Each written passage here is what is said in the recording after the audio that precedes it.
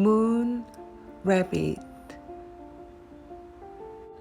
Little Rabbit liked living in the city. She had her own place to stay, her favorite cafe, and so many things to see and do. But at night, when everything was quiet and Little Rabbit was all alone, she would look up at the moon and wonder if there was someone out there, someone she could play with, laugh with, and have fun with. Someone just like her. It would be nice to meet another little rabbit, she thought. When the city became very busy, Little Rabbit would go to the park to read her book. One day, as Little Rabbit read, she heard the most beautiful music floating on the air.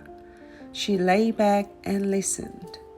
The park was so peaceful and the sun was so warm that Little Rabbit's eyes began to close, and very soon she was fast asleep.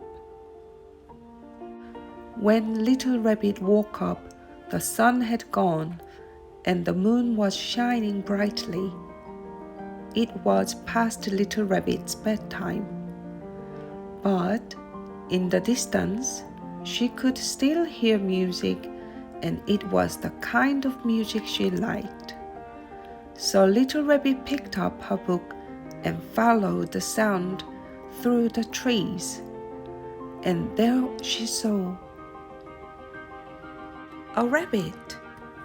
A brown rabbit who was playing a guitar, making music that made Little Rabbit want to dance. So she stayed for a while. As Brown Rabbit played, Little Rabbit danced. Then Little Rabbit told tales of the city, and Brown Rabbit listened. Together, they watched the changing moon until the birds sang to the morning sun. And for a while, Little Rabbit forgot about her life back in the city. The two rabbits had picnics in the sunshine and games of hide and seek.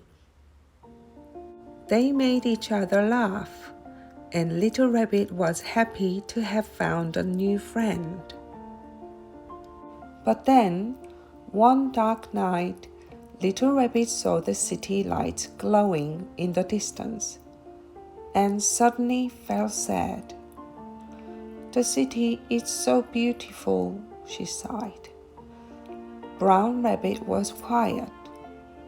How could anything be as beautiful as the moonlit park, he thought. Brown Rabbit didn't like to see his new friend feeling sad, so he played his guitar and danced around Little Rabbit. He even stood on his head, anything to make her laugh or see her smile. But there was nothing he could do to make her happy. "It's time for me to go home," said Little Rabbit. So early the next morning, Little Rabbit returned to the city. Back to her home, back to her favorite cafe, and back to all the things she liked to see and do. And she no longer gazed at the moon and wondered if there was someone out there, another little rabbit just like her, because she knew that there was, and he was coming to visit the very next day. Thank you for watching.